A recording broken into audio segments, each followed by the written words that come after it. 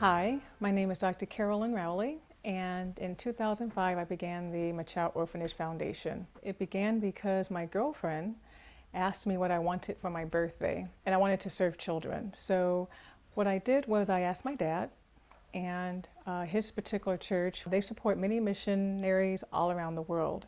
And he had mentioned Matunga, who they support, was saying that there's numerous orphans whose parents were dying of HIV/AIDS.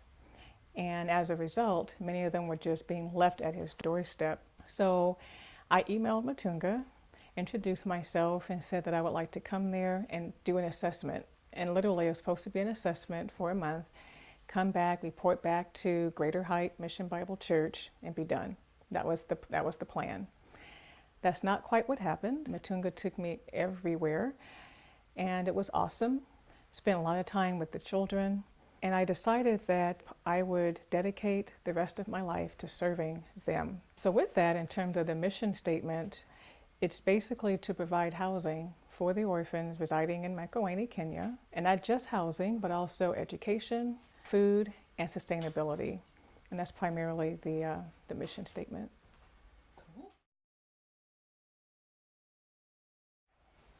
Well, I have several. One would be Mother Teresa.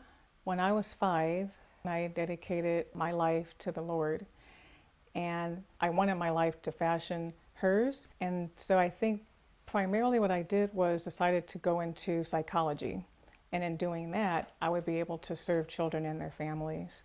So Mother Teresa was the first person.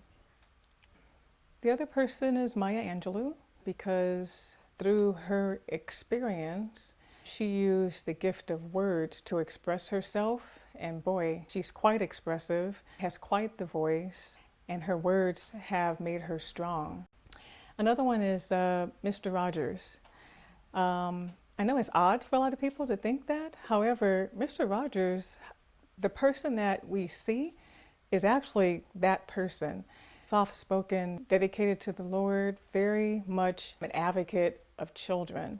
I didn't know what I was going to be up against in deciding that I was going to run a foundation. I thought it was just a matter of getting out there and asking people for money and becoming donors. But it's been a little bit more than that, just in terms of getting the water. That was not going to be an easy task. I needed somebody to drill and to know what they were doing. And so there was a turning point for me that I almost decided, why am I doing this? This wasn't part of the plan for my, quote, birthday.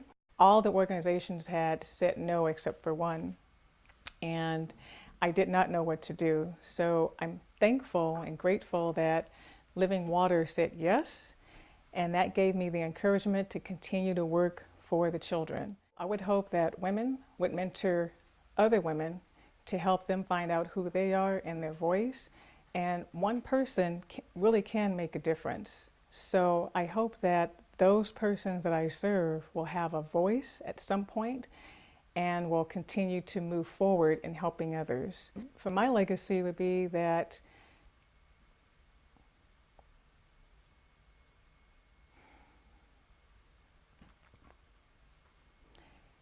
my daughter really knows that I love her, and